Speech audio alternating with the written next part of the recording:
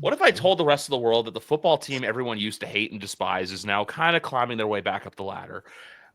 Well, that's why the squad is back. Our wonderful Pat's reporter with Pat's Wire now, Sophie, McGarvin, and I, which we're going to get right into it off the hop. McGarvin and I actually have something to announce. After every Patriots game, not directly after, but either on the Sunday or the Monday, at least anywhere from like after the game to 36 hours after the game, him and I are going to be here to break it all down for you. So him and I are looking very much forward to that this season. Sophie will be around for that whenever she can. But biggest news in the NFL right now has to be, and I'm going to applaud her for this because today I was texting McGarvin because, the North End's going crazy with the newest quarterback signing.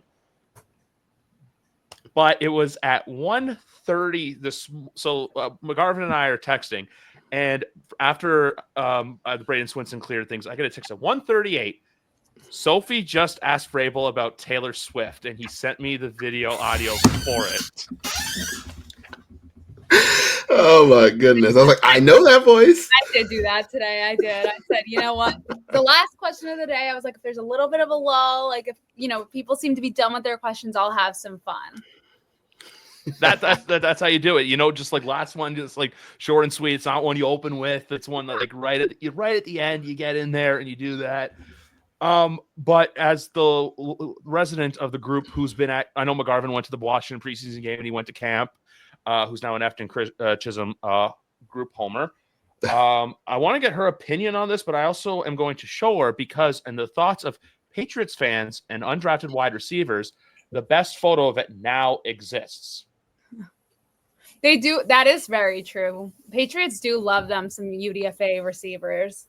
That is, or like 5th, 6th rounders too. Like I think we can group those in like later round draft picks and some Yeah. So from your perspective, from the media's perspective, because I feel like there's so much weird like angst where some people see how like you and all the other media types for the team view the team as compared to McGarvin and I view the team, to where I feel like it's still the same thing where outside people are believing in the team, but then McGarvin and I look at the team and go, oh, they only have 4 linebackers on the active roster. Mm-hmm. Yeah. I mean, listen, this wasn't going to be a team that Vrabel was going to come in and you're looking at a Super Bowl winning team.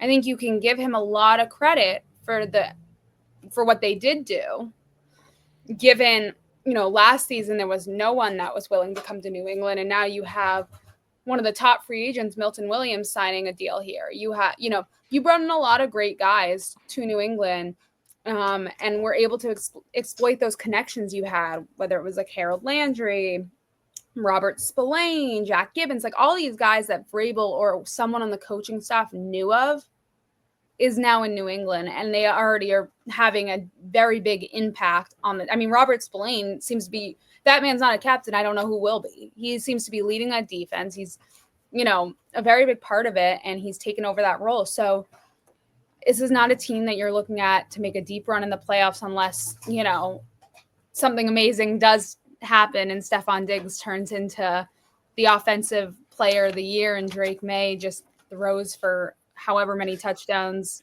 you can think of. But this is a team that's improved. And I think that's the biggest key to it. It's, I think a lot of NFL fans, there's no in between. It's we're terrible or we're at the top. We can do this. This team is in the middle right now. And that's good. That is very, very, very good considering we have had 2 back-to-back 4-win seasons. Like, if they're at a middle of the pack 500 record, throw a damn parade in Boston. I want to say more, but I'm gonna let McGarvin do some talking because he has not done much of that yet. So we're gonna hand it off to our friend. We're gonna hand it off to our friend with the dreadlocks here. I think Sophie kind of nailed it. Like the team is what the team is. And I especially like her point that the team is like middle of the pack, and like that's a good thing because like we're coming from like goodness gracious, we were in it. Like you think back to some of the things that happened last year, and you're like, wow, we were really in it, like in the trenches. The biggest thing for me is that it doesn't feel like a circus, right? Like the talent may not be all the way there yet, but talent wasn't even like, well, it was a pretty big issue last year, but it wasn't even like my personal biggest gripe with it, because like I kind of looked at what the roster was and kind of knew like, all right, the talent's not going to be like superb, but like whatever. It was the coaching that was just so bad, and you're like, wow, the coaching is atrocious, and the players are not very good, and it was just like a shit soup, if you will. And we really ate that up. We ate up that shit soup. But we are free. We are free now. We're just back to being like, yeah, kind of bad. And that's all right, because I know that at least coaching isn't going to kill us. Yeah, and coaching killed us a ton last year. This is now up to the players. Last year, it was like they had some, what still wasn't the roster you need, but like you had a quarterback who was making a lot happen out of nothing. And you had an offensive play caller who really didn't know what to do with that. And I think that right there said it all. He had no answers. His offense had no answers. And that's the biggest reason, like, after, Mayo got the axe, there was that, like, 28-hour period where people were like, well, maybe you can keep AVP. And I'm like, he has to go. Has to go. Because if you're running an offense, you're running a rookie quarterback out there, and you're not giving him any answers, any checks, any control at the line, guys just out there like, all right, I'm just gonna hold the football and throw it in the coverage, because like no one else is what else can I do? I don't know. And for Drake, it was almost like a you don't know what you don't know. And so seeing him in the Josh McDaniels offense, where he has a lot of command in it, and that's something that Josh has spoken about at length a few times, about giving the quarterback ownership of the offense. Like it's just so night and day. And so that's the biggest reason I have high hopes for, and by high I mean like 7-8 wins, but like high hopes for this team, because like the quarterback is going to be in charge, and the offense is going to have answers, like built-in answers, like simple stuff like, hey, if we're running empty protection, do we have an outlet? If we're hot, where do we go with that? That the offense has that tailor-made, where last year it felt like they didn't. Like, I guess you could say like maybe they did, and like Drake just wasn't hitting them, but I just don't know that to be the case. It was more like, they're sending pressure. We had 5 to block 6, and we missed 1, and now there's nowhere to go with the football. Oh, just gonna take the sack, and it's like, oh, holy cow, what are we up to? So I don't know. I'm feeling good about it organizationally, right? Like beyond just what's happening on the field. I don't feel like we're necessarily lost at sea, and that was absolutely the case last year. By like, when the Cardinals are out there just doing what they did to us, I'm like, holy cow, like. We are in it right now, and we're out of it. And so I know that there's some people who are, setting their sights a little too high, right? Where some people are like, oh, 10, 11 wins, wild card. I'm like, I don't know about all that, but respectable team who's in it until the end of November, absolutely. Yeah, my biggest thing too is just the fact that like how bad the last few years were. More than the Cardinals game, I was thinking about this just because like as I drive around for work, I'm like talk to myself, and like that's how I prepare like wherever the show goes. He just talks to himself. That's it. Yeah, literally, I drive around all day, and I have to keep myself occupied somehow between all the. It's like that Afton Chisholm, man. It's just all he's saying every day. But no, there's one loss last year that really irked me for why it happened. Which one? Colts game. Yeah, goodness, what a waste of a game. Defense played really well too. You're like, man, like turned it over twice. The offense was like, not crapping themselves, and then to just lose it at the end there, you're like, that sucked. I don't know what's worse, losing it or Anthony Richardson then hitting like the Fortnite dance after getting the 2-point conversion. Like I was just a mess. Yeah.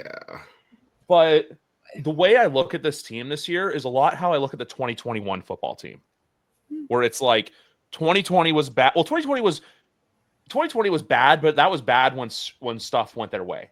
Like finishing with the record they did, believe it was 7-9 that year. Mm-hmm. But like, winning the Jets game that year, speaking of the Arizona Cardinals, that's a game they had no business winning, but Kenyon Drake couldn't find the end zone.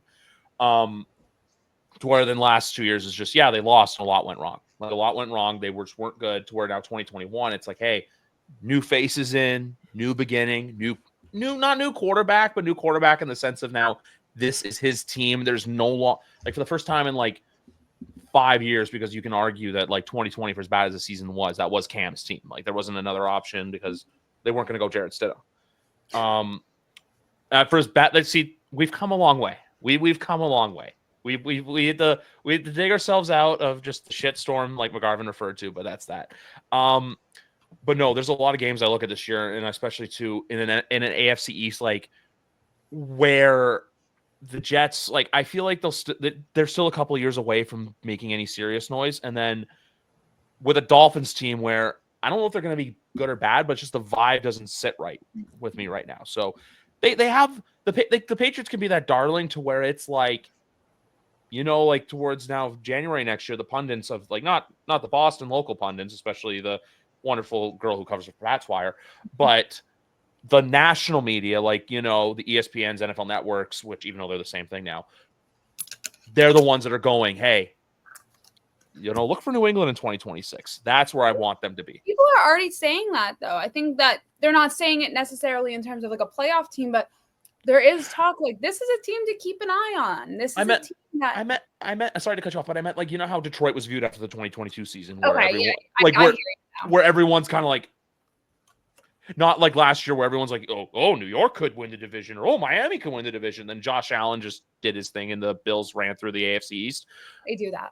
That extent of what people are doing, not to that extent, not where the Patriots are. If by next year they're not winning the AFC East, but if they're a threat, not a legitimate threat, but if they're a threat to where Buffalo's like, we got to watch out for them, that's viewed as a win. I really look at that Week 5 game in Buffalo on Sunday Night Football as the game to measure stick, to where, hey, they can do what they did last year, but like lose by even if they were to lose by 3 points, just don't go into Buffalo and play like it's a Saturday night wildcard game. Go in there and play like he did last year, because Drake put the team on his back. That opening drive with the touchdown to Kayshon Boutte, it's pretty. That was one of Drake's best drives of the season last year. Yeah, and they led through half in that game, and I was waiting for Buffalo to come back. And then the wheels fell off. But that all comes down to, again, the kind of coaching issues that we had mentioned. But I agree that the Patriots are going to be like the sexy pick. Everyone's going to be like, oh yeah, next year, watch out for the Patriots. Watch out for the Patriots. And that's fine. I kind of just want to get to the football though, because like the empty speculation is just killing me at this point. Like, all right, let's play some ball. Let's see what it looks like. And then, we can kind of throw out, what it's going to look like for 2026. Because at this point, I don't even know if we know like who the core pillars of that team will be. Like, as far as like a young offensive nucleus, right? We have obviously Will Campbell, and he's obviously going to be around. You have Drake May, obviously, that's great. Travion Henderson is probably going to be a big time contributor this year and into next year.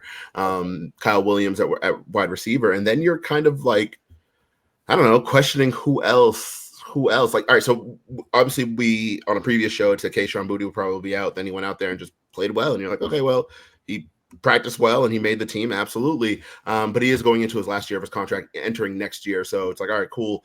Is he going to be someone that is around 26 and beyond? We don't know that. Demario Douglas entering the final year of his deal in 2026 as well. He's so you're like, one I would count on staying more than Kayshon Boutte. I would agree with that. I would. And also, sorry for turning my camera off. I had to sneeze, and I didn't think everyone wanted to see me sneeze. I'm just going to throw that out there. All goody. But then, the rest of the guys, like, who is the tight end of the future? They don't have one on the roster, right? Like, Michael Mayer. He's like 88, and Austin Hooper's not far behind at 72. So it's like, all right, these guys are kind of getting up there. We kind of gotta, who is going to step in that role.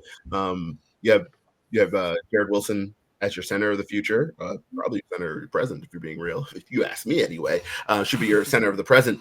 But you also have question marks all across that line as far as like nucleus players. So I think there's also a question with Jared Wilson too. They find him a better fit at left guard. Are they really going to be willing to pull him out of there? And Right. They, offensively, they just need a few more guys that are going to be here for the long term. And until they have them, I don't really want to speculate too much on 2026, because I think the amount of turnover from 25 to 26 is going to be much higher than people are kind of getting ready for. I think people thought this was going to be the year, the turnover, and I think they did a decent amount. Don't get me wrong, but I think it's going to be even more so next Yep. year. Agreed. Or maybe not even more so, because I think that a lot of the pieces obviously they've brought in currently will probably stay, but it's going to be some of these familiar faces that you thought might have gone this year that stuck around will probably almost definitely be out next year. And it's going to be a very different team. You're looking at a few pieces of this like staple Patriots team that we've known for the last few years that will stick around. I mean, the ones like, you know, yes, it's going to be the guys on contract, but like Kyle Duggar, I don't think that he's around for the next few weeks. I think if they can, they at some point need to find a trade partner for him to clear up that spot on the roster. You know, they released Kendrick Bourne. Like that was a pretty staple guy of the Patriots the last few years, and he's gone. And it's just these guys that, you know, it's Travion Henderson, you're running back of the future. Yeah, Ramondre's on contract, but it's like, it's a very different looking team in a little while. But I think I'm with McGarvin where we should focus on we haven't even played week 1 yet this season. I'm just saying my point about 2026, just because like how we view this, like it's like all three of us are in agreement that they're probably going to be like a 7-10, 8-9 football club that, you know, like 2022, where there's going to be some games that they win that's like, oh, great. And then if there's any games like Vegas that your Lord help me. But, and one thing I'll say about Kendrick Bourne quickly is I'm always thankful for the Dallas game because he had that beautiful pass that was nearly picked off by Diggs, but he ran it 75 yards for the touchdown. But no, like I also, and McGarvin and I have talked about this a lot too, because he gave me his phone number. Now I just like to bother the hell out of him. But first mistake. Yes. You gave me your phone number whenever I'm bored on Patriot stuff. I'm just like, hey, McGarvin, here you go. He's not talking to himself in the car anymore. He's now he has a buddy. Like talk to text in the car to McGarvin now. I'm gonna steal the thing out of his. Oh yeah. But no, the big thing, and I was saying to him is just the fact that the fact that the last few draft classes have been so bad, I think is going to come back to bite them this year, to where the 2025 draft class needs to look good, and you build the 2026 draft. I'm going to go into another team's example because I've been watching a documentary on them, and now I know there's a Dallas Cowboy one, but the Chiefs have one out on Disney Plus right now that is very, very well done. That 2022 draft class is a big reason why they documentary. She appears like 4 times. I think it's her documentary actually. I haven't got. I got to the one part about her going to the first game with the brown Corvette, but no, they're basically talking about how they drafted. Like when they moved on for Tyreek Hill and they knew, hey, we need to rebuild with our defense and just get some dogs in the draft. And how that draft, they got Trent McDuffie, they got George Karlaftis, who I think who got paid very nice and who I still think is one of the more underappreciated DNs in the game right now. Leo Chanel at linebacker. They bring in Justin Reed in free agency. Brett Veach knew what to do to kind of, hey, our offense is going to kind of take a hit, but if we load up on defense, we can make some serious noise. Now, I'm not saying if the Patriots do the same in the draft next year, they're going to become the Kansas City Chiefs. God, no, there's only one Kansas City Chiefs, like there was only one Brady New England Patriots. The fact that you can have a draft class like that, even for them to 2021, 2022, that you find contributors that no one else is paying attention to. Like for the Chiefs, they had the trade. I believe they had the trade back into the first round to get Karlaftis because they saw him available and they wanted him, to where now the question remains. And I've been seeing a lot of this with Robert Kraft apparently getting involved in player personnel, which I don't really buy much into. I think it's just everyone likes to say that because Kraft's always in the noise, but there's worse owners that you could be. It's not like we're owned by David Tepper. I just think that past draft classes are gonna the lack of draft capital is gonna hurt them. But they can use 2025 to build on for 2026 and beyond. I think that's the main point I just wanted to reach around and get to. Yeah, I think when we talk about draft classes, there's this idea that like you have to be a great long running drafting team to like have like a nice successful roster. But I really don't think I buy that, because it helps, but it's not the it absolutely helps. I think though, like for most teams, we look at like the one draft class they absolutely killed, and everyone's like, yes, you need to do it like they do it. But like you think about the Chiefs, right? Like, and that 22 class, incredible. 21 was pretty good too. They hit on, Trey Smith was that year. Creed Humphrey was that year. Nick Bolton was that year. But you look at it in aggregate. You just look at, and I pulled it up because I this is one of my favorite things to think about, because we always talk about teams like, oh, this is a great drafting team. And a lot of times, like, they're fine. Like, they probably bat the same as like everyone else. Because for the most part, most teams in the league kind of draft the same kind of way. But you go back, right, to their draft classes, Jesus Christ, leading up to that 2021. We'll go with 2021 because, like I said, I like that class. And you're looking at 2018. You're looking at Brilliant Speaks, Derek Nandi, Darian O'Donnell, and those are your Darian O'Daniel, and those are your first three, your day 3 picks, right? Sorry, your first 3 picks, both on all 3 on day 2. Armani Watts, Tremont Smith, and Khalil McKenzie. Nothing great. Moving on. Year after that, Mecole Hardman, who I guess won them a Super Bowl, but he was no great player. Juan Thornhill, again, fine player. I really don't think he was that good. Colin Saunders, who's now on his 4th team. I think he just got traded again from the Saints to Jacksonville. His brother's more popular anyway. His brother, Saunders. Who's an Eras Tour backup dancer. He's a what? He was an Eras Tour backup dancer, but he was one.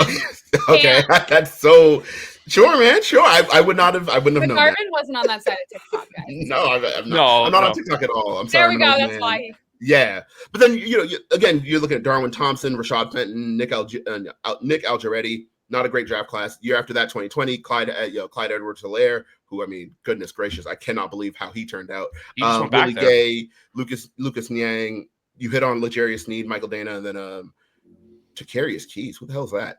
Either way, that's all leading into 2021, right? And you're looking from that list, and you're looking at like 2 hits and a couple good players.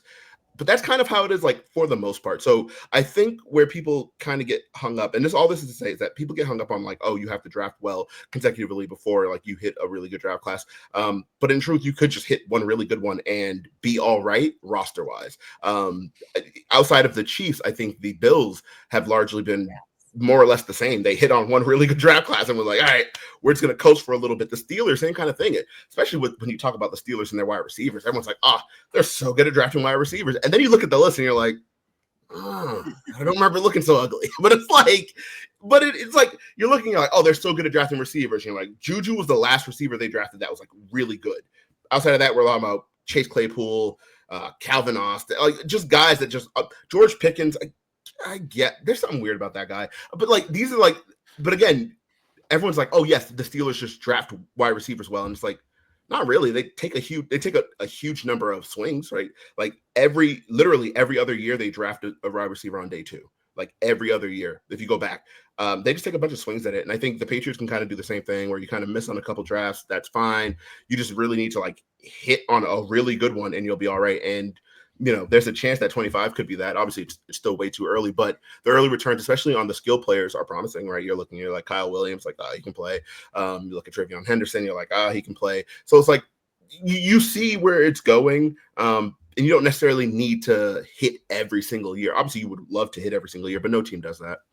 I don't think you have to hit every single year, but I do think like you need I think there's a good balance of like in between. Like, yeah, you can have that one draft class that hits and that's the one you're talking about for years to come. But at the same time, like you're not going to be a decent team if you're not going into that draft and acquiring players. Even, we're not talking about hitting it out of the park, but like when you look at last year's draft class for the Patriots, I think this is their downfall this season. Like we're not talking about that in 22. Yeah. We're not talking about how they have to knock that one out of the park by any means. But when you look at who's still on that roster from that draft class, it's literally Marcus Jones from 22. A big question mark to make that. Like the only one who was set on making the roster from last year's draft class was Drake May. That's not good. That's terrible, actually. Yeah. And I mean, you put it that way, it sounds awful. From last year, you're like, ugh. That's last year's draft class. So when we're talking about the lack of depth at positions, or we're talking about like the holes on the roster, those are holes on the roster that should have been filled that they tried to fill last year, but didn't draft well.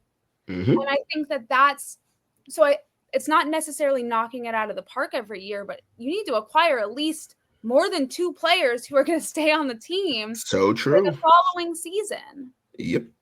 Yeah, I guess I would more fall on the line of like, you don't need to, you don't need to hit it out of the park, but you can't whiff. Like you can't whiff on everyone. And they've done that twice in the last 5 years. Now, obviously, everyone's. You muted yourself. You got so excited you muted. He got so angry he muted himself. I noticed it. The light started blinking on the device. Anyway, people will be like, "Oh, well, yeah, that's Bill, and that's why he's fired." And that's a great point. Obviously, he wasn't drafting well by the end of it. Okay, that is what it is. But the first draft without him also yielded. It gave us Drake May, awesome, and then the second best player from that class is probably Marcellus Dial, right? Like it sounds like it. I think it is. Like Caden Wallace wasn't better than him. Caden Wallace barely even played, and he got hurt a ton. And even when he played, it wasn't all that good. This year, I did not see him making the roster. I didn't have him on mine because I was just looking. I was like, he hasn't really done anything. He's kind of out there repping like the third team. Like, I think if Cole Strange doesn't go out there and absolutely crap his pants against the Giants, he's probably the ninth O-line on the roster. So yeah, not a great draft class. And the bigger issue is that you just missed on everyone. I mean, goodness, they missed on everyone. That is so crazy. Like just thinking about it, like, wow. Marcellus Dial was a great pick for them, and unfortunately, like he would normally be in the conversation right now because that was a special teams pick for them, and they knocked. If we're talking about they knocked that. He's a great gunner, and he really performed in his first season. That being said, like unfortunately, he's not in the conversation this year by no fault of his own. But it's a torn ACL. You're out for the season. When did that happen? Second camp. Yeah, I believe so. He went down and it was confirmed. Like it was kind of, you knew it the minute when you can just like tell on those injuries, like that was when you just knew. Someone takes an awkward step and then they're like goes fully straight. And then it's just like, his knee's cooked. Kind of, yep. But yeah, Caden Wallace, like it's depth at guard. I think that that's why he's still on the roster, is that they need that. But still if they had to cut someone right now, is that the one, he's one that you'd look at and be like, that could be one that to go right now if they had to fill in another area. So it's just not a good look. And again, you can't really blame Vrabel for that. You can't at all because it wasn't his team at that point. But that's just the situation of like not expecting the expectations for the Patriots. Like you got to give Elliott Wolf and Mike Vrabel credit for what they did. Now looking at what they had. That's they did last year's, like we knew, like I still look at the last few seasons of this. Like 2022 was like, okay, they're okay. 2023, they were bad on accident, which I said this in my NFC show because my friend's a Saints fan and I was talking about it. You do not want to be bad on accident in sports. You want to be bad on purpose, like the Patriots were in 2024. Like, hey, we went into all last year knowing they were going to be bad. We hoped some stuff was going to go their way. It didn't. My big thing with the draft class argument is just like, that's why I say like what I said with the Chiefs piece with 2022, because it's those guys came in and they were day one contributors.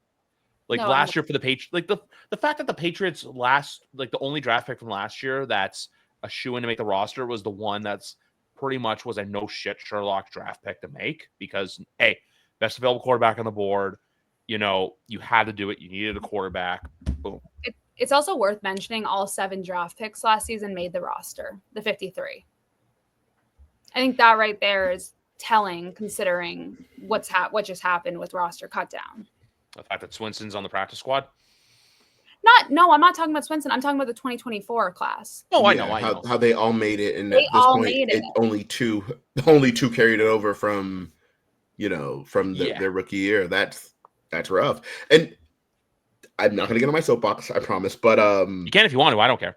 No. I just got. I did a little bit. I won't. I've gotten on this soapbox a few times, and I think y'all already know it. I just think that we just can't excuse Wolf for his role in what happened. And that's just what irks me, because people will be like, oh well, it was different. It was different. It wasn't on Wolf. And you're like, all right. It's like, oh yeah, but Gerard was terrible, and that's why the players didn't develop. And I'm like, all right, well, what about the free agents? Oh, it doesn't count, because as we heard this week or at the end of last week, what went wrong last year with free agency is that, the team didn't have a good enough vision. And I'm like, oh, yes, of course. It was the vision. So the draft not on you because you were still using Bill's system, as we heard last spring. The free agents aren't on you because the vision of the team wasn't good enough. And the draft pick's not developing, also not on you because, you expected them to get more development. I'm just like, all right, but you can't just like wash your hands of all of it as the GM. You can't tell me like, hey, none of the personnel moves are on me, but I'm the GM. Like especially after the saga we had last spring when everyone was just trying to figure out who had final say. Oh, does Mayo have final say or is it Wolf? And Wolf just kept coming out like, I have final say and I have final say. I have final say. You can't do all that and then a year later be like, hey man, not on me. I don't know what went wrong there. Just all these guys came in and they kind of bite and it's not on me. And it's like, all right, bro, like, yeah, come on. Like it looks better this year. So by all means, like, cool, happy. I'm happy with it, obviously, but I just don't love the idea that like Wolf is just gonna skate and just get a free pass. Like, not on him. And it's like, all right, bro. Like, it is what it is. Again, this class needs to hit though, obviously. Simply because like you really can't afford not to hit because it's such a big class. Right? How many rookies are we talking about? Nine. How many rookies did they bring in this past roster? 2 UDFAs. Cool. So that's a big class. If none of those guys return next year, as was the case last year, Ross is going to have a lot of holes. Ross is going to be in trouble because the biggest issue is actually 2022. But the second biggest issue was that, again, you're only bringing from last year's rookie class, you're only bringing in, 2 guys onto this year's team. So you're basically filling it with bottom of the roster guys everywhere else, or you're looking to bring in a bunch of veterans. And like, they did a really good job, Wolf and his staff did a really good job of kind of getting a good mix of like young guys and some older veterans, but that's not really sustainable as far as how to build a team. So like you just kind of need your draft picks to work out. And like I said, I'm optimistic about this year's class. So we'll see how it looks.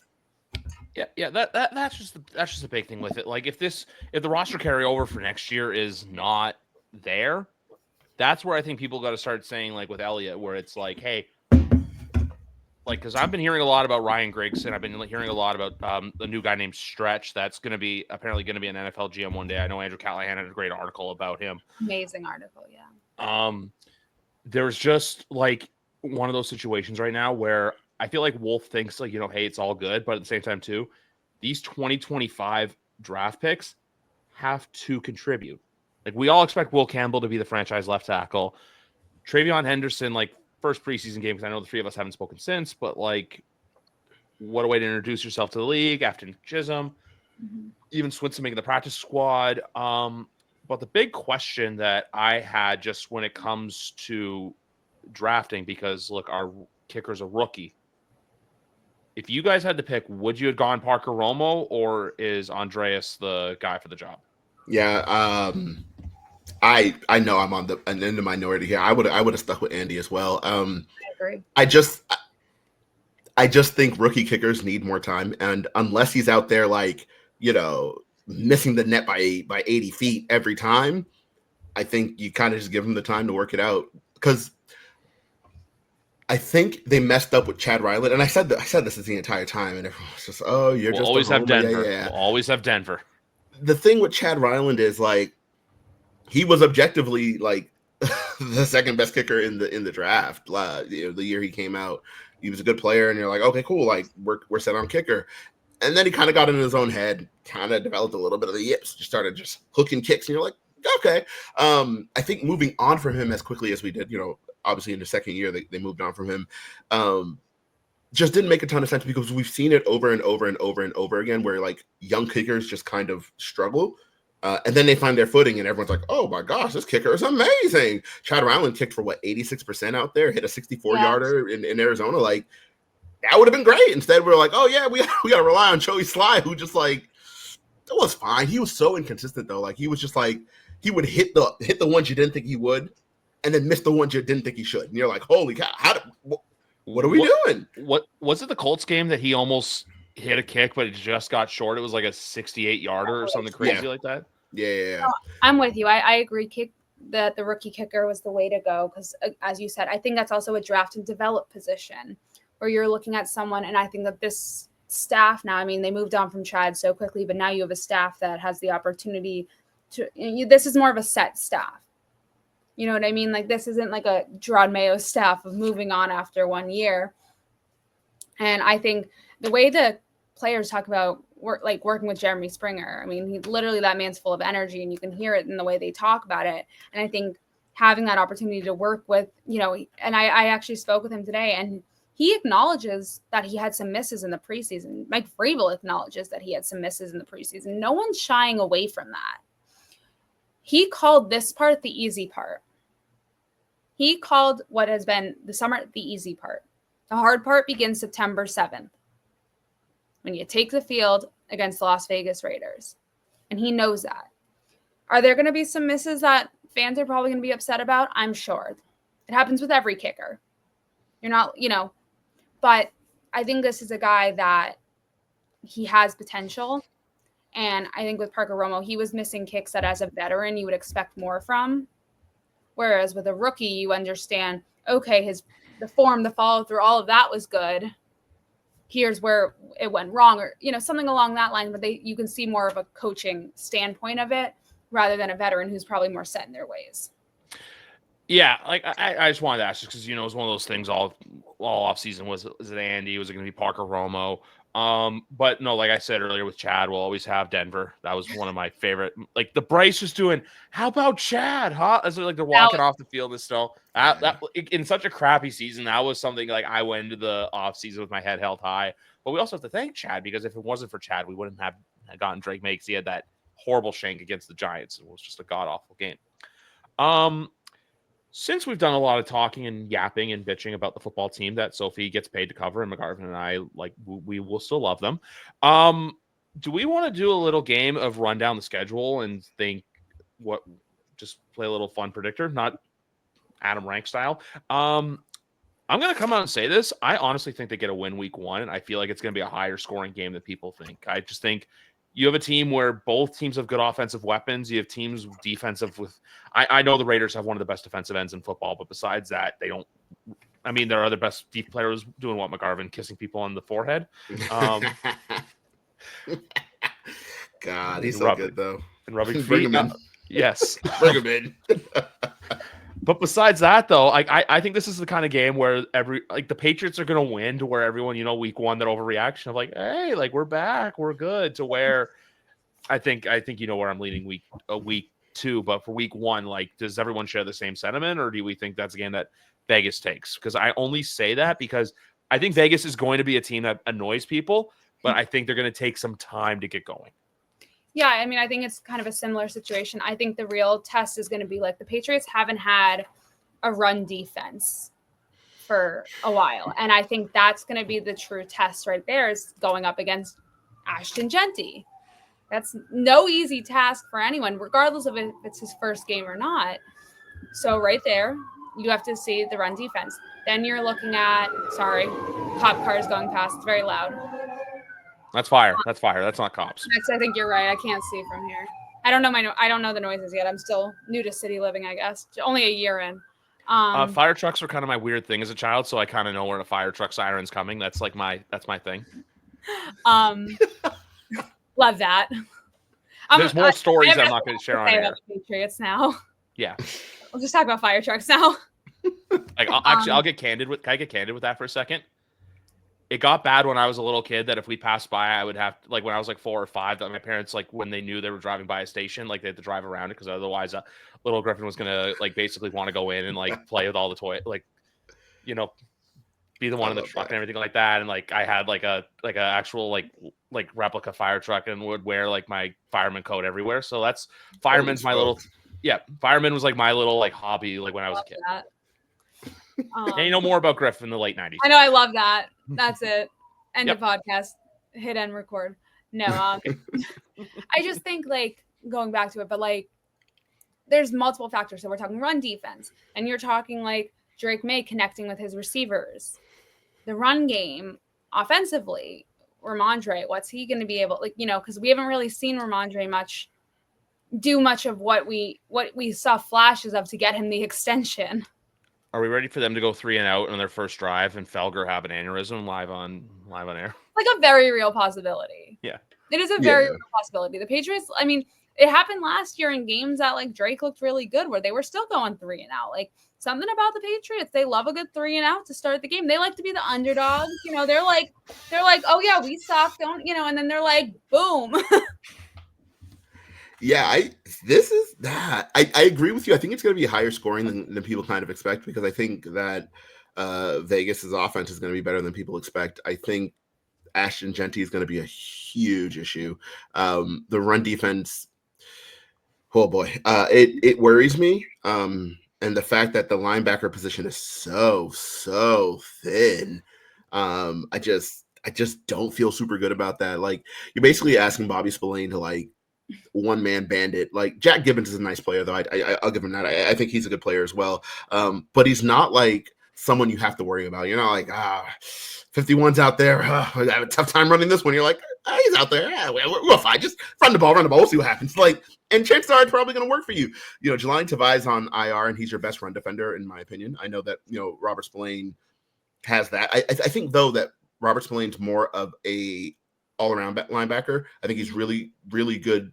He's a really good tackler, and I think he's really good in space. But as far as like a downhill, like we are enforcing, like you are not running it on me, it's not really his game. That's more Tavai. And then the rest of the linebacker room, we're talking about Marte Mapu. Like that's, and Christian Ellis. And Christian Ellis. Chason.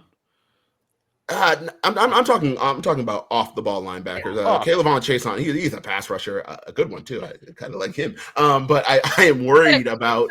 He had a great summer. Yeah. Oh my gosh. Right. Like came out of nowhere. But I'm worried about the run defense, and I'm worried about the depth at linebacker, especially because the Patriots defense this year seems less inclined to use their safeties in that linebacker spot. Right. And that's the biggest issue with Duggar. Right. Where it's like, does he fit the system anymore? Because in the past, in past systems, he would walk him down. You'd kind of play him at about linebacker depth as a pseudo linebacker, and you're like, all right, move forward, hit a motherfucker, and make him make a play. Whereas this one, the safeties are going to be tasked with more man coverage duties. We're going to be like, all right, we're going to drop down. You're going to cover the slot receiver. I don't know how I feel about that at this stage with our safeties, but. With the Patriots less inclined to use their linebacker, their safeties at linebacker, that depth at linebacker really worries me, and their ability to stop the run out of their nickel defense. We're talking about two linebackers, and 4 down linemen. That worries me, and that's a tough matchup to have to open with. And week 1 is always kind of slow in general, and that's across the league. I don't know why everyone like. Patriots fans in particular like take it personally, like, the Patriots are starting slow. I'm like, everyone kind of starts slow. Like some of the games in week 1 will end like with some weird score, like 19-17, and you're like, we won 16-10 last year. It's like it's weird. Like week 1 is weird. It's going to be a slow start. It's the Bengals too. One game though, that was fun. Winning was awesome. Coming out of that game, we're like, wait, like is this? And then you're like, no. and then we would only celebrate 3 more times throughout the year. But I think it could be tough. The offensive line against their defensive line kind of worries me. I know that Max Crosby is obviously an issue, but I just kind of believe in Tyree Wilson a little more than everyone else seems to. Like no one seems to respect him. I'm like, that was a top 10 pick. Like he's a good player. I think he can play well. I'm worried about. The offensive line against that defensive front. But I think they'll be able to run the ball on that front, no problem. So, that was the issue with the offensive line last season, was you couldn't run the ball. I mean, there were multiple issues. Like you really didn't have time to do anything. You couldn't run the ball. Yeah. All these, but if you can utilize Travion Henderson's speed, I think. That's where it will come in handy with that Raiders defense. Yeah, I think line, but once that man gets going, it's like dust clouds. Yeah, I think in particular they're going to feed him on that wheel route that they've worked all summer. They love a good wheel route. Yeah, you can check the Raiders depth chart right now. They do not have a linebacker who can cover that. They do not have a safety who can cover that. The Patriots are just going to feed him now. I think it's just going to be a real screen-heavy game plan, and I know that Josh McDaniels gets memed on for that, and people, for whatever reason, hate screens. I love screens. I think it's gonna be a real screen heavy game plan. I think the backs are gonna catch a lot of footballs, and that's gonna be okay.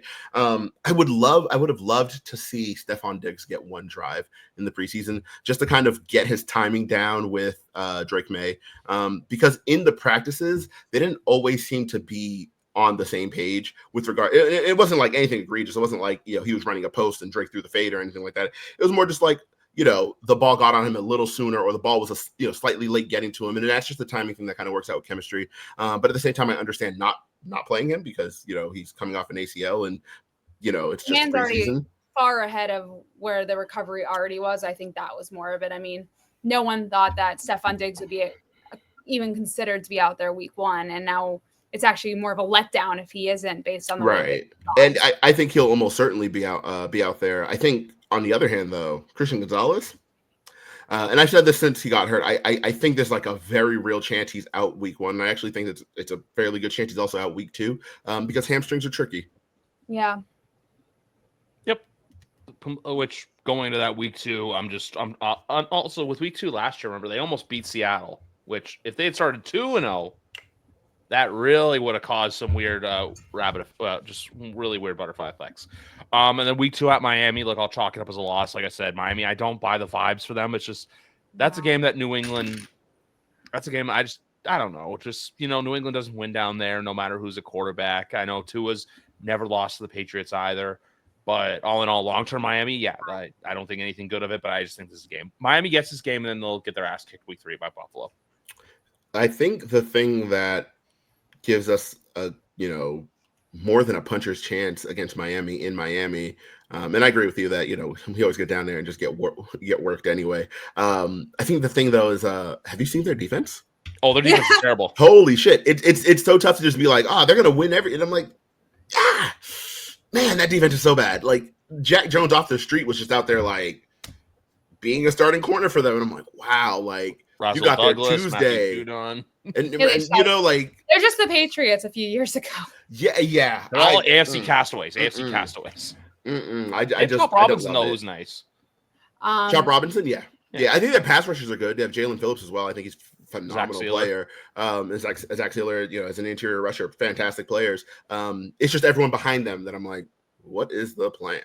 I'm with you. I don't think Miami has the depth. I think that if this Patriots team comes out and if each player individually does what they're capable of and they come together as a team with like that chemistry, this should be an easy win for them. Personally, that's how it should happen there. Plus, relying on the kicking game. Andy's going back to Miami.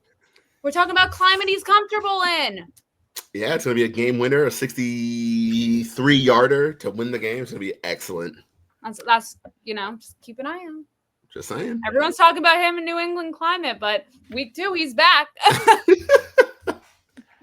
It's also to think, too, that the Patriots could be the team that gets Mike McDaniel fired, if you think about it. Because we play week 2, and then they play week 18. There's also the Bills and the Jets have that situation, and the Giants and the Cowboys, for some reason, they play week 2, and then they don't play again until week 18. And then for the first time this season, the Patriots will be in these wonderful red uniforms against the Pittsburgh Steelers. You know how I said the Vegas game is going to be high scoring? I think this game's like a boring, low-scoring kind of football game. Just because, because both teams, it's more like that. I think this is the game where we find out, what is Will Campbell made of? You got a dog on the other side of that line. You got a team with unreal linebacking depth on the other side.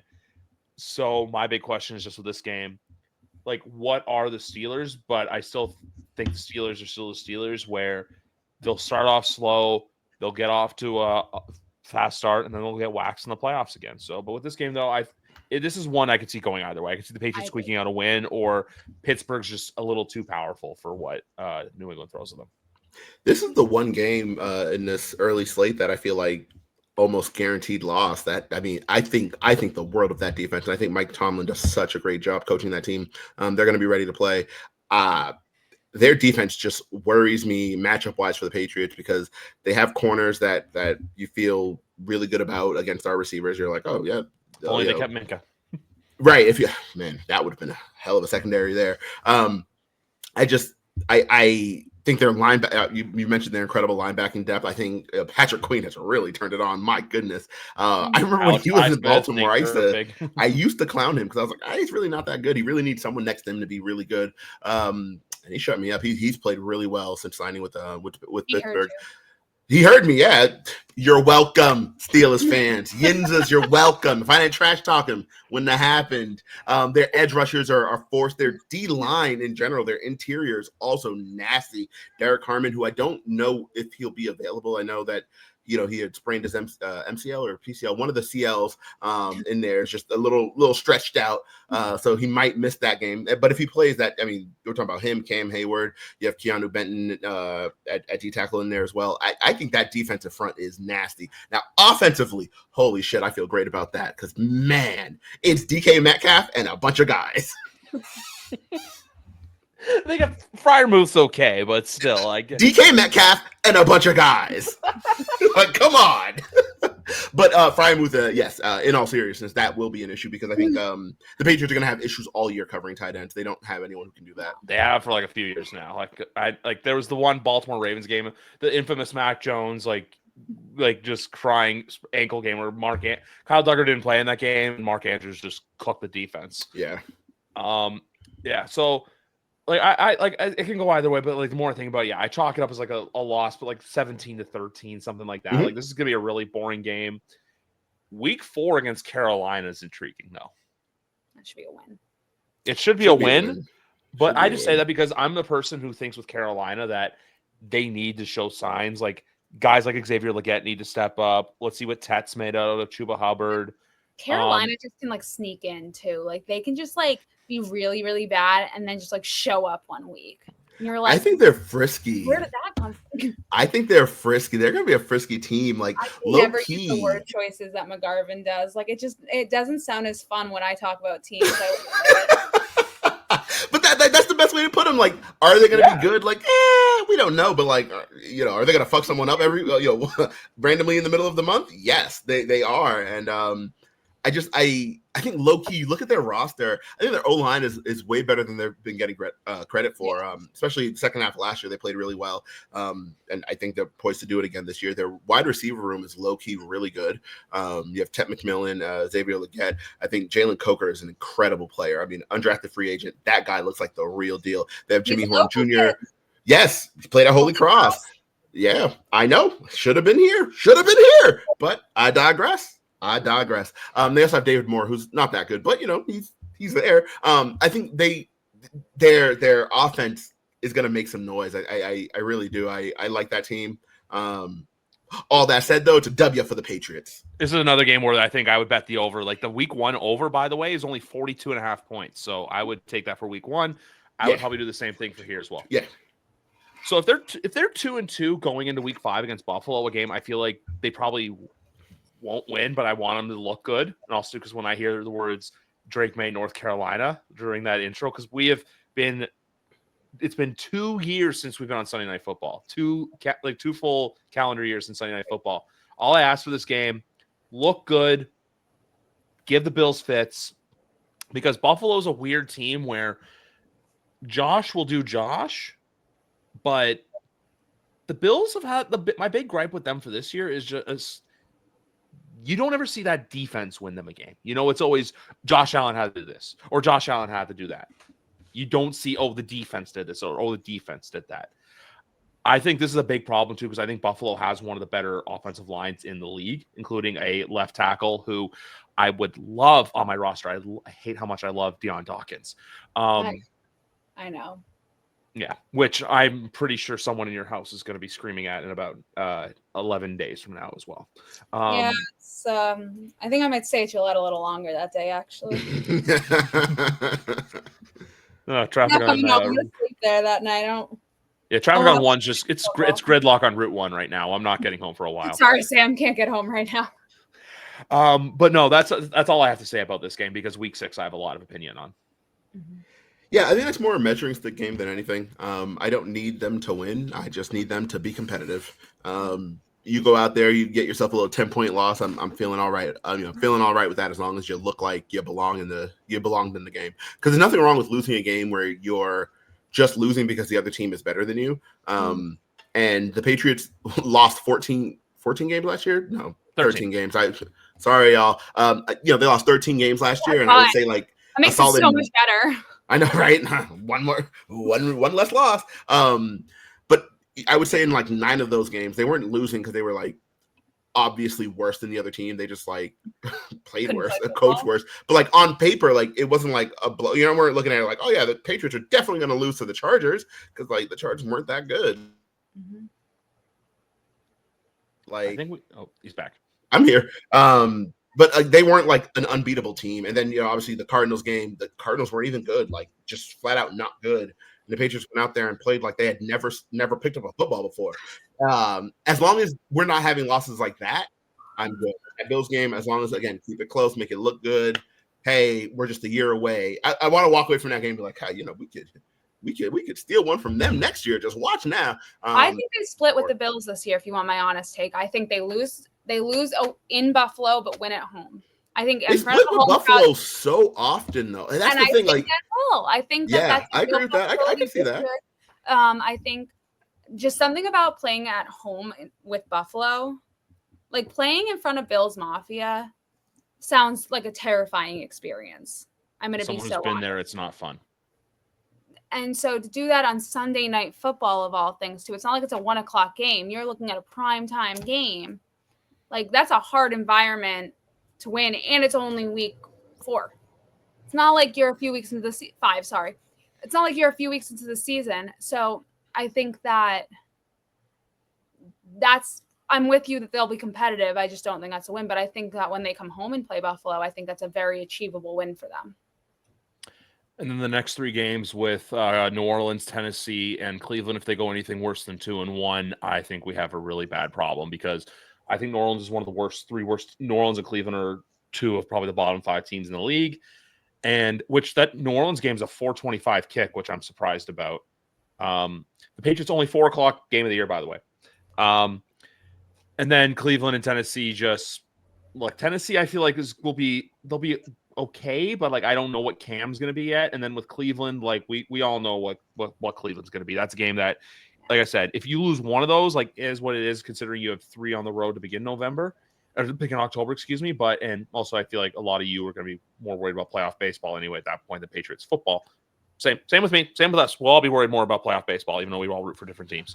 But you know what I mean? I feel like the Tennessee one, how I see it going is potentially like 2 ways. I think they know it's a homecoming for a lot of players. They rise to the challenge of like Vrabel's homecoming. A lot of these guys used to play for Tennessee, like Terrell Williams used to coach for them. Like, we're going home, let's show them who's boss. Or it could kind of be like, we know how big this game is and how all eyes are on this game, and we're just that's the one that I could see them losing out of the 3. Yeah.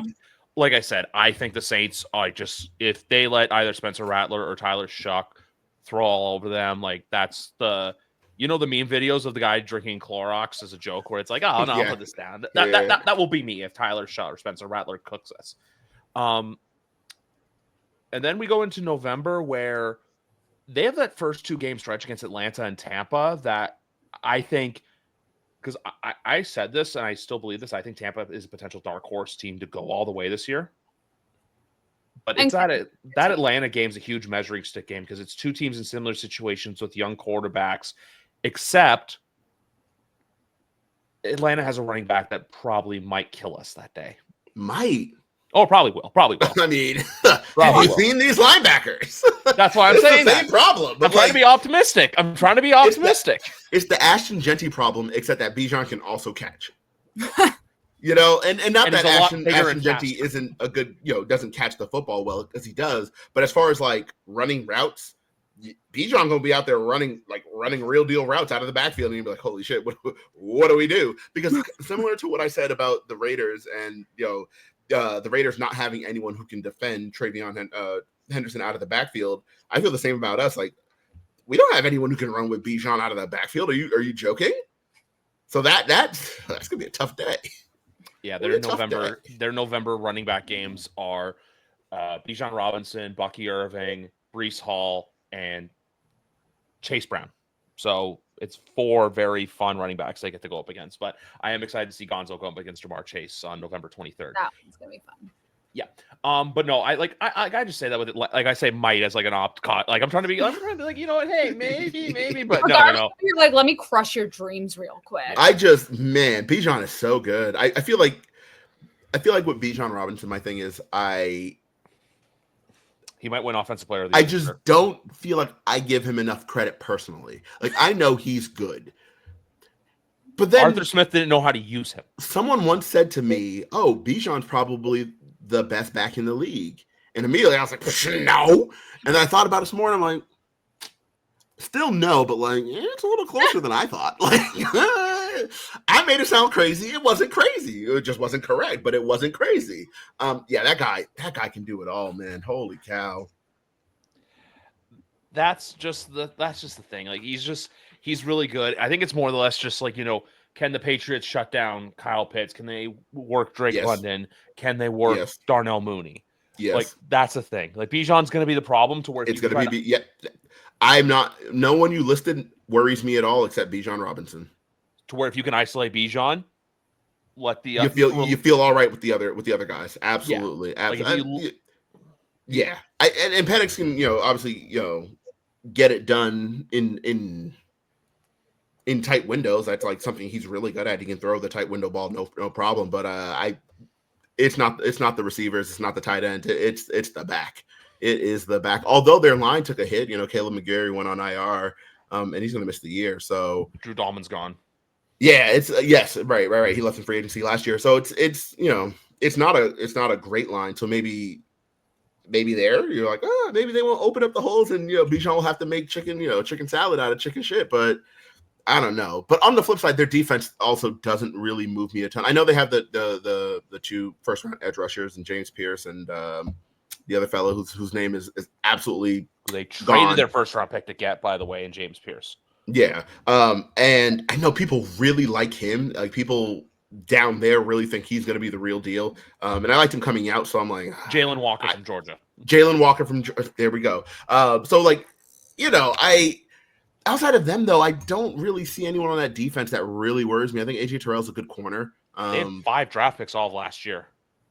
The Falcons. They only had 5 draft picks. Oh, do they take the 2 edge rushers and then set out to like day 3? Yeah, they basically had 15, 26, 96, 118, and 218. Wow. Because they had some traded. Well, they could have had 46, but they traded that to the Rams, and they could have had 77, but they traded that to us. Thank you. Oh, right. In the Matthew Judon trade. Yeah. I think their safeties are good, but their corners don't really worry me outside of AJ Terrell. So I think, defensively, you feel good about that matchup as well. I just think offensively it's going to be a huge, huge issue. I think Bijan's going to be a load. And then week 10, Gonzo against Mike Evans, but then also too, you've got Bucky Irving to worry about. You got Jalen McMillan to worry about. You got Emeka Ibuka to worry about. And plus for the offensive line, you have a ferocious defensive line for the Tampa Bay Buccaneers as well, led by Vita Vea. Like, they got some guys. They've got an offensive line. They got a defensive line. They got good linebacking play. They got good safeties. Todd Bowles just like, look, he's not head coaching anymore, so we can't make him look like a fool like we did when he was head coach of the Jets. But this is a game that I would just chalk up as a loss, just because, like, look, the Buccaneers are just loaded. Not loaded, but they just have players at every position. Yeah. I don't think I could say you said it all. Yeah. What do you think? This is also a game that I have to miss part of. Like, so 2 years ago, so my mom does a charity event for Parkinson, like she's on a committee for it. And 2 years ago, it was during the Colts game that you were at in what was it, Frankfurt or Munich? Frankfurt. In Frankfurt. So I was watching that on my phone, like there. And so for this one too, this is like the only game I know so far where I'll probably miss bits and pieces of, or I'll catch it on the radio. But yeah, and then week 11 against the Jets, Thursday night football in the what do you have any info about the Rivals uniforms, or is that like is it just like kind of wait for them to release it? Because like I have no idea. I saw like those weird Carolina bluish hats today and some other stuff. I like don't know what color they're going to go with. I think we find out tomorrow about that. Yes, we do find out tomorrow. Yeah, so that's going to be exciting to see. I think I don't know if they wear them week 5. I know Buffalo wears them week 5, but I know we wear them in this game. And this game, look, the Jets I think are going to they'll be mid, but we remember last year on Thursday Night Football, they absolutely clowned us. The Jets Yeah. are like Jets, though. Yeah. But then Justin Fields last time at Gillette Stadium wanted me to put chopsticks to my eyes. So that's another reason to say. If you want to talk about games that actually pissed me off of how coaching went for Belichick, that Bears game will always live in infamy. I've referenced it numerous times. So that Bears game was always just coaching malpractice. I think that the Jets, both games this season, should be wins. Agree. Should be chalked to wins, but Yep. Jets are the Jets.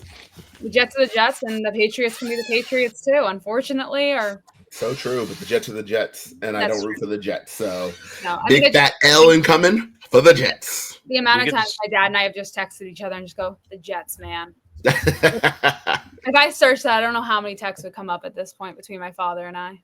Oh, Dan. The only thing with the Jets, I'll say, is I think they have a really good coaching staff.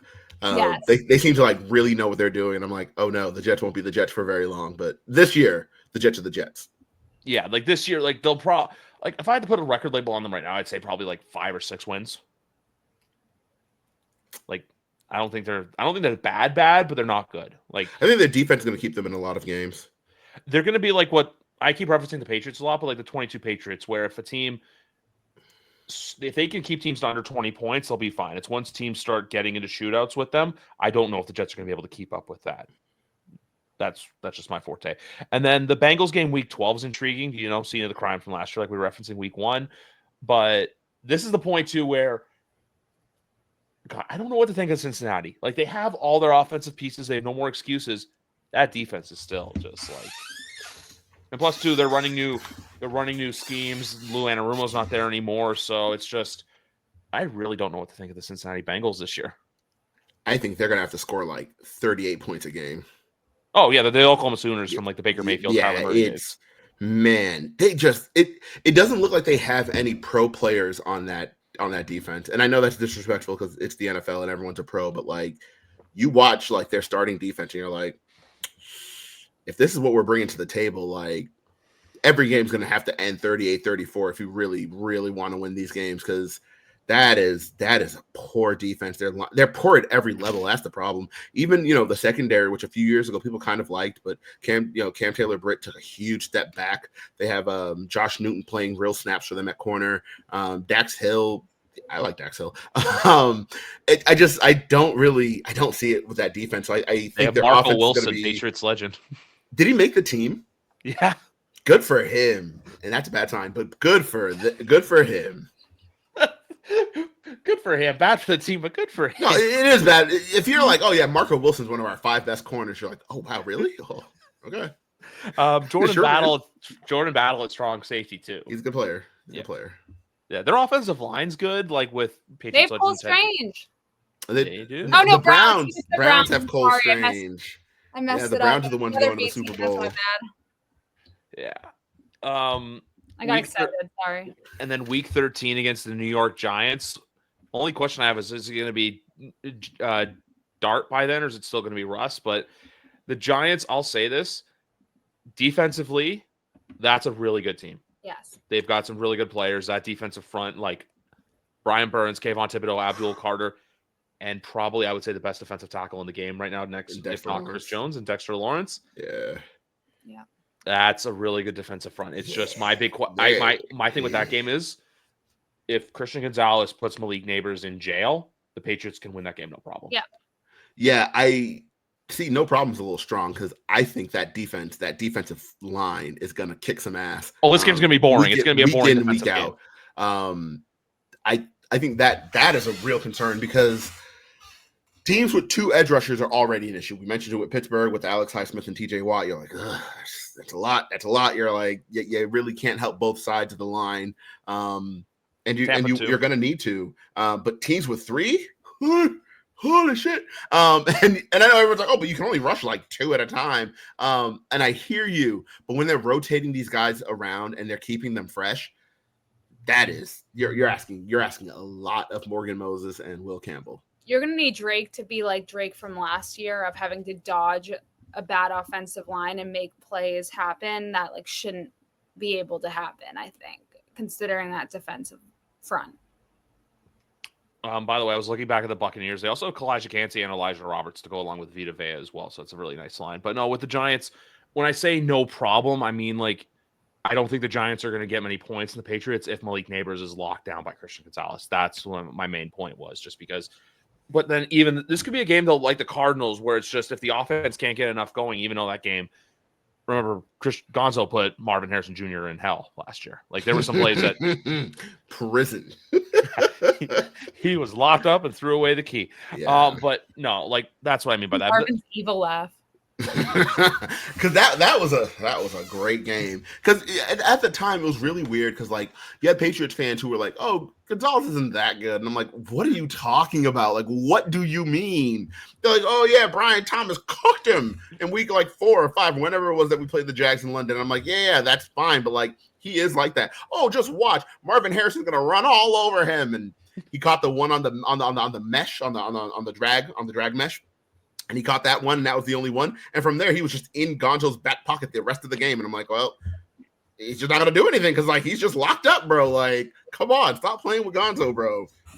One other thing with week 1 as well is Brock Bowers, just the linebacking. That's true. That's true. Oh, we just got the McGarvin sigh. Yeah. It's going to be – because yeah, man. That's going to be tough.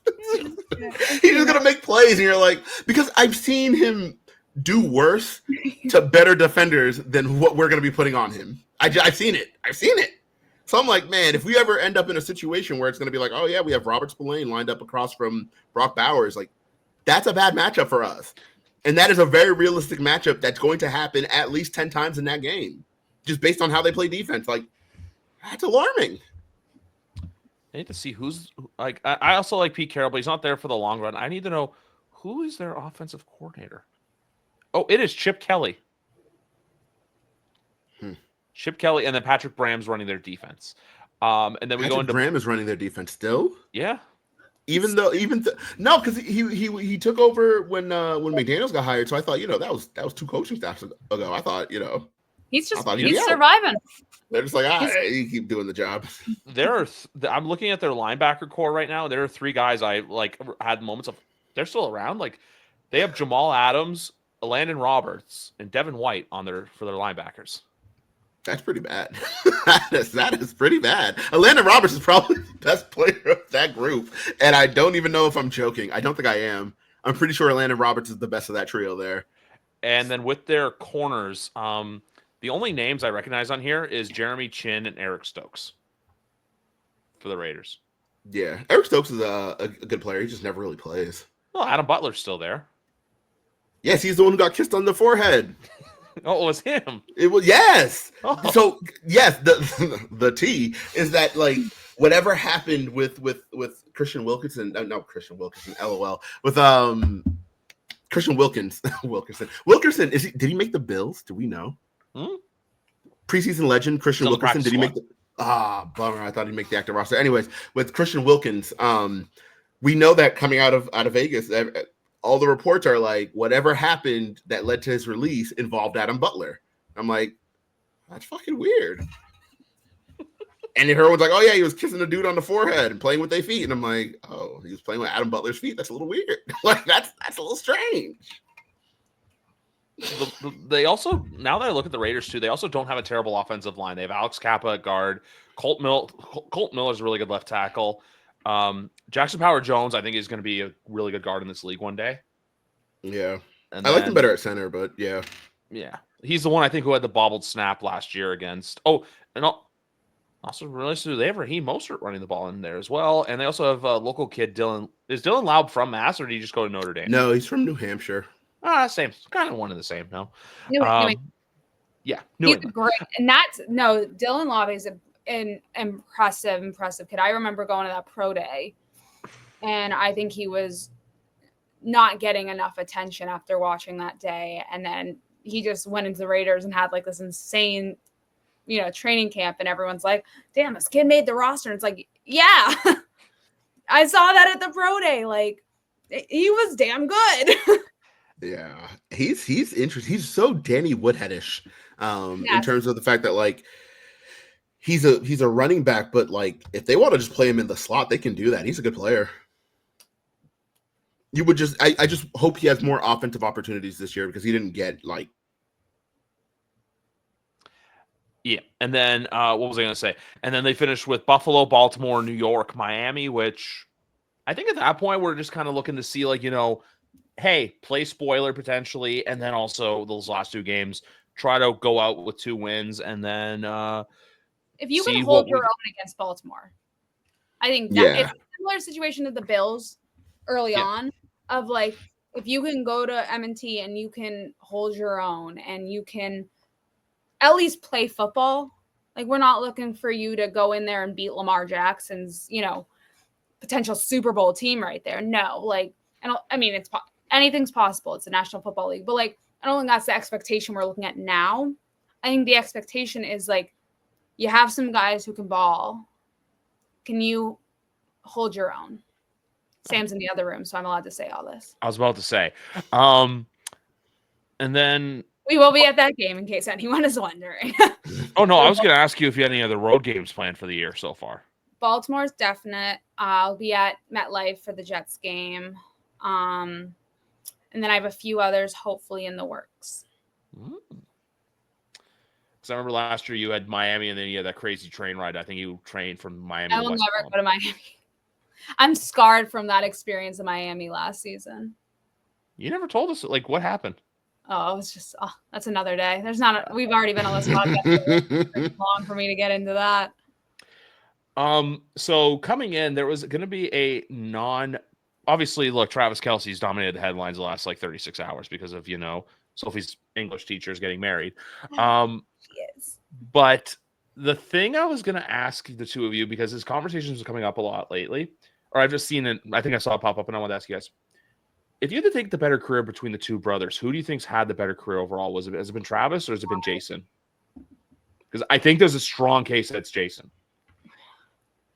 Super Bowl wins wise, though, is, 2 and 3. Not Super Bowls, like overall, just like when you look at body of work, body of play, accolades, etc. Who was the better player? Is that what you're asking? That's too hard for me. I deflect to McGarvin. I can't.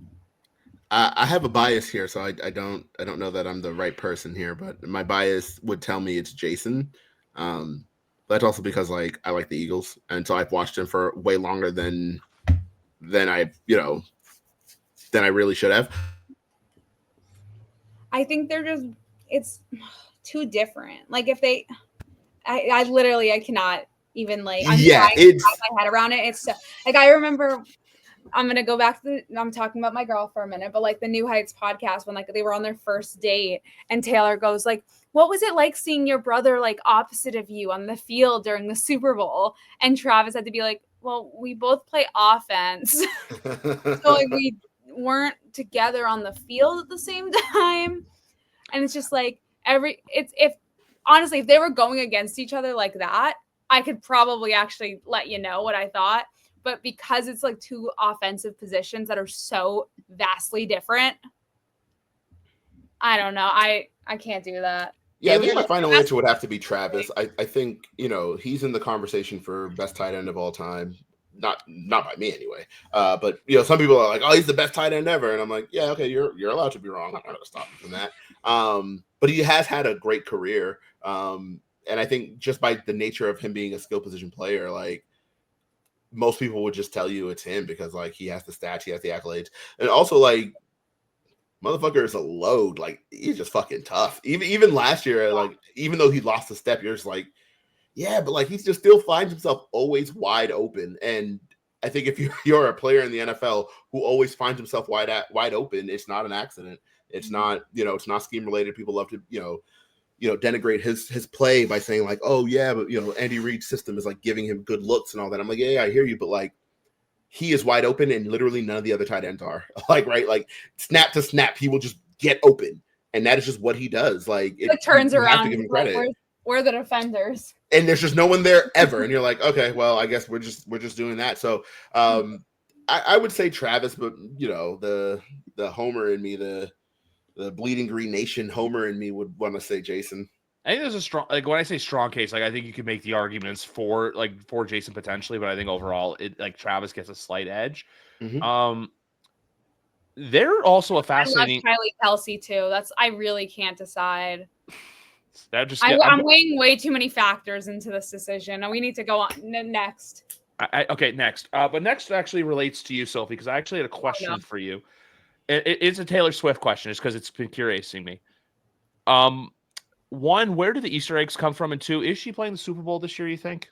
Like the whole sourdough and like 60 comments, or is that just her? Like, is she like a goat troll, or is she just like doing this because like someone somewhere Swifties have like a beautiful mind room set up for every little thing she says or does? I literally think that like the universe is just so on her side with so many things on how like it all works out genuinely. And the Easter eggs are just like, the thing with Taylor Swift is she's always done this with her fans where she's never made it like easy for them. It's not like a get ready because Friday I'm announcing a new album. It's I'm going to put it, 5 countdowns in a row on my website and not give you any context of what that is. She just likes to have fun with it, and Swifties play along with it to the maximum. And they also will like dissect every little thing she does to the point of like, she's talking about like making sourdough and how does her making sourdough turn into she's playing the halftime show? Like I know the connection. I'm just saying like she's talking about like this random like hobby that a lot of people have right now. And sourdough's a big thing. And she's just on the trend of it. And all of a sudden it's like, no, but her saying that, like her making that much sourdough means she's playing the Super Bowl. It's the universe just, I think, works out for her so often, but also she plans some of it, but some of it is just like who's looking down? Yeah. Like the sourdough thing, because like I saw a video where it's like a girl's like it was a radio DJ. It's just like she said sourdough. You know the 49ers mascot sourdough, Sam? Where's the Super Bowl this year? It's in San I wrote Francisco. about that. Yeah. There's a story on A to Z somewhere about sourdough. Yes. But there's a story about anything Taylor related that I can connect to the NFL. It's on A to Z at the moment.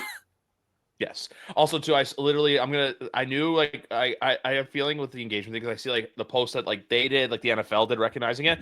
First story pops up on my thing. Selfie. There it is. Oh, I'm like, yeah, right away. First thing I saw was you, then your dog or your parents' dog, who has been on the who's kind of my been on dog. It's a shared custody thing. Oh, nice.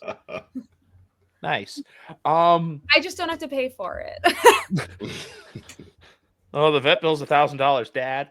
Because the vet's closer to where they live. Yes. The thing They're always the one taking them to the vet. So we've been doing this for almost an hour and a half, and I'm gonna get us all out of here at a good time. But I was gonna ask you guys, is there something about this team either you think is a bold prediction or you think is like, hey, you want to see happen in 2025? Like, I want to see TreVeyon Henderson just run all over the freaking NFL. I genuinely think if they can give him opportunities and create them for, create plays for him, like that man has the opportunity to go out there and change games. It's just an issue of like, and it's not a knock on Ramondre or Antonio Gibson at all, because I think those are two very good backs. But I think the issue becomes if you're still, if you're so set on Ramondre being your top back, then TreVeyon's going to fall to the side, and you're not going to exploit the absolute powerhouse you have in that backfield. And he can also catch the ball too. That's the thing too, is he can run routes. He can, so it's like having another slot in a way. So I don't know. For me, it's just, I think he has the ability to change games if they use him correctly. I think TreVeyon Henderson's going to be, and more of what people thought either one of Kevin Harris or PR Strong was going to be. And that's not to discredit the two of them or compare TreVeyon Henderson to them. But you know how we all thought, oh, they're going to replace him. They're going to replace James White. They're going to be running the wheel routes on third down to get into the end zone. From a fantasy standpoint, I still think Ramondre is going to be the one who gets the goal line. He's going to be the one that gets the goal line and red zone touches. But TreVeyon's going to be the one who makes plays in space. Yeah, that's the big difference there, is Ramondre is more of that big body running back who can just kind of power through. Same, and I kind of see Gibson in that way too, of like Gibson, you can kind of give it out to him on the side, he can run, but if you're looking for someone to take it 10, 15 yards in space and even go further, that's TreVeyon. And if you can create those plays for him in the middle of the field, it's going to take a whole load off Drake. And if you're unsure about your receiving core, or if it isn't what it's supposed to be at that point, well, just give the ball to Travion. McGarvin? I don't really know if I have a bold prediction. Or just something you want to see happen in 2025. Like something I want to see happen. I want to see more Marcus Jones on offense. I think while I like the receiving group they have right now, and I think there's a lot more juice in it than before, I think you just gotta get him the ball like once a game. Just like fuck it, give him the football, because he is so electric. He is such a good mover. It's kind of what what you were just talking about, Sophie, with Travion Henderson, where it's like this guy just makes plays when he has the football. Give him the football, right? Like we see it. He has, he had the pick six as a rookie. Obviously, punt returns, one of the best returners in the league. Like he has a couple of offensive. Like he is a playmaker with the football in his hand. So instead of just waiting for him to like pick off the football or pick up a fumble or something, which like also isn't give him the football. Like a small corner. Yes, Jesus Christ, I love Marcus Jones. He's one of my favorite players on the team right now. His size is such a limiting factor. My goodness, like he is he is the second best coverage player on the team in terms of just like raw coverage. It's just the ball. By the time the ball gets there, he's just trying to reach out, and the guy is just too tall. It's just too tall. And he catches it. You're like, no, the coverage was great. Just, holy shit! And it happened all throughout camp this year. You're like, any highlight you see where 25 is getting beat, you're like, coverage was great, and then they just made a play on the ball, and he just could not, and that's just gonna be how it is. So I think Josh loves a good trick play. I think you can see Marcus involved in some trick plays this year. That's where I'm at. Just get him involved offensively. And another thing that I want to see Kyle Williams get some of those downfield targets, because that guy just gets open. I think he gets open. I think the issue is just, when he's open, but can he create that space from these level, NFL level corners? I think is going to be. I think he can. Yeah, I think he can. We've seen it in the preseason. He's better. Yeah. He's better than backups. Like at your baseline is, hey, he is better than the second team corners. Yeah, cool. At that point, get him out there and get him the football. The amount of times he was just open in the preseason, just like running, just arms up, like the Josh Dobbs, whatever that game was, where he literally, Josh was like, I got to get this guy a damn football. Yeah. Get him involved, get him out there early and often. I don't think he's going to be your starter, but he does not need to be sitting on the bench for 88% of the game. Like, get him involved, like rotate him in. I know that Mack Hollins is going to play a lot of football for this team, unfortunately. But if you're going to have Mack Hollins out there playing a bunch of football, take him off every now and again and throw 18 in there. Let's see what he can do. Mack's had a good preseason. He's been fine. I think Sophie and I have the same thoughts. McGarvin's just like, nope, he's fine. He's just fine. All right. So Mack Hollins, real quick. I think because we know he's going to play a lot of football, and because of how he is personality wise, people are going to kind of like gravitate around like, oh wait, we could probably do something with him. But he's never cleared over 700 yards in a single season. That's just not his, like, he's just not a high production player offensively. He's going to play a lot, and that's fine. Just he's going to end games where it's going to be like, oh, he had 4 targets, he had 2 catches for 35 yards, and that's going to happen more than once. I think everyone just kind of needs to just be comfortable with that, right? Like, because it's not what you want from a player who's likely going to start most of your games, right? Because he's a huge body. It's a big motherfucker. He's a huge body. You're going to have him on the field for the rundowns. You're like, hey, he's a big dude. Like, he can block. So he's going to play a lot of football, but don't look at your play sheet and be like, hey, we can't put Kyle Williams in because Mack Hollins is out there doing this thing. Like, it's just Mack Hollins. Like, relax. And more importantly, he's going to be 32. And that I just can't imagine a 32-year-old wide receiver who has never been a prolific offensive weapon, who's going to be a starter for you. I just can't imagine that that is the guy that you want to be feeding, 40 snaps a game while you have a Kyle Williams or Kayshon Boutte or, one of these other guys just like kind of wasting away on the sideline. I'm just like, not for Mack Hollins, man. Not for Mack Hollins. He's fine. Like, he's fine, but like, come on. You get at the end of the year. At the end of the year, we can't be like, hey, it's okay that Kyle Williams only has 200 yards. Mack Hollins was out there. Like, no one's going to accept that. No one's going to be like, oh, that was a good idea. We're going to be like, fuck, what are we doing with Mack Hollins on a 1-year deal? He's 32 years old. Like, he's not part of your long-term future. We don't need to be out. He doesn't need to be out there a ton. He will be. Doesn't need to be. I thought it was a 2-year deal. Was it one? Oh, whatever. Okay, 1-year deal. What? Either way, he will be 33 by next season. He is essentially on a 1-year deal. I'll be actually no. I'll be 32 by the start of next season. And I bet you won't start any games for the Patriots. No, but I'll watch every game because I love this effing football team. Absolutely, but again, Mack Hollins can't be the reason that one of the young guys isn't getting any looks. Can't have that. Yeah, and I fear that may happen. No, I agree. I agree with that. I think it's just you got to roll with the punches. I think this year there's gonna be a lot of growing pains that I think some people aren't ready for. But there's a lot of people like us who hey, we know what's coming, we know what's gonna happen, so we'll just have to. There's gonna be some moments where it's just hold your breath and count to 10. Yeah. Marvin's gonna have to do a lot of that this season. I think so. I do think so, but yeah, whatever. We're gonna talk. Him and I are gonna talk about it during games. Like literally, just put the stream on, and have Marvin sit here and just record his reaction the entire game. It's a lot more jubilant than you would expect. I get very excited. I get very excited by like little plays too. It's like, 6-yard run, let's go!